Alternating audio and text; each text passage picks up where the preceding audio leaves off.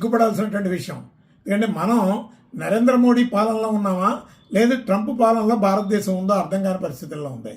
ఈరోజు ట్రంప్ ఎంత సిగ్గుమాలిన ప్రకటన అంటే డయాబెటిక్ ఉన్న వాళ్ళని అలాగే ఉపకాయం ఉన్నటువంటి వాళ్ళని అమెరికాకి ఎలవలేదట.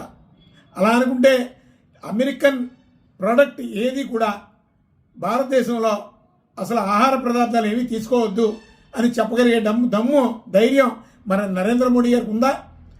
ఎందుకో భారతీయ అడ్మినిస్ట్రేషన్ అన్నింటిలో కూడా ట్రంప్ ఇష్టానుసారం కలగజేసుకుంటున్నాడు.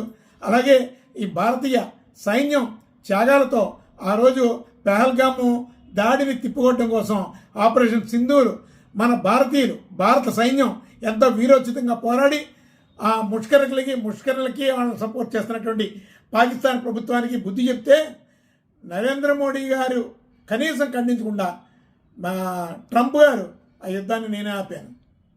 ఇంత సిగ్గుమాలినటువంటి పని ఒక ప్రపంచ అగ్రదేశంగా ప్రకటించుకున్నటువంటి ట్రంప్ అన్నింటిలో ఇన్వాల్వ్ అవ్వడం అనేది సిగ్గుమాలినటువంటి పని.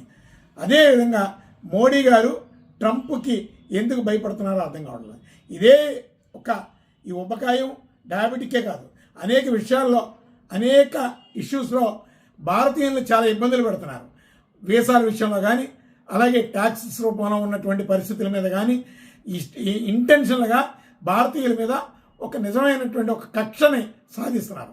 నిజంగా భారతీయులు 140 కోట్ల మంది జనాభా ఒక్కసారి అమెరికన్ ప్రొడక్ట్స్ మీద బ్యాన్ ప్రకటిస్తే అమెరికా పరిస్థితి ఏంటో అర్థం చేసుకోవాలి. కానీ ఇక్కడ మోడీ గారు మాత్రం ట్రంప్కి భయపడుతున్నారు. మా అనుమానం ఏంటంటే ఈ మధ్యకాలంలో అనేక వార్తలు అనేక ప్రచార మాధ్యమాల ద్వారా మీడియా ద్వారా వెలుగు చూస్తున్నాయి. అలాగే పార్లమెంట్లో ప్రధాన ప్రతిపక్షమైనటువంటి రాహుల్ గాంధీ కూడా ఒక ప్రకటన చేశాడు.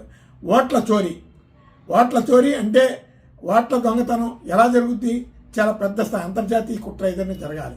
ఈ అంతర్జాతీయ కుట్ర ఏదైనా అమెరికా కేంద్రంగా జరిగిందా? ట్రంప్ గారి మధ్యలో నుంచి మోడీ గారిని ఏమైనా గెలిపించడానికి సహాయ సహకారాలు అందించారా? మోడీ అందుకే ట్రంప్ గారికి భయపడుతున్నారా అనే అనుమానాలు వ్యక్తం అవుతున్నాయి. కానీ ఈ పరిస్థితులన్నీ బహిర్గతం కావాలి. ఎందుకంటే ట్రంప్ ప్రవర్తన అనేక ప్రశ్నలకు సందేహాలని తెచ్చేటటువంటి పరిస్థితులు ఉంటున్నాయి. ఖచ్చితంగా భారతీయులకి ఇది అవమానం.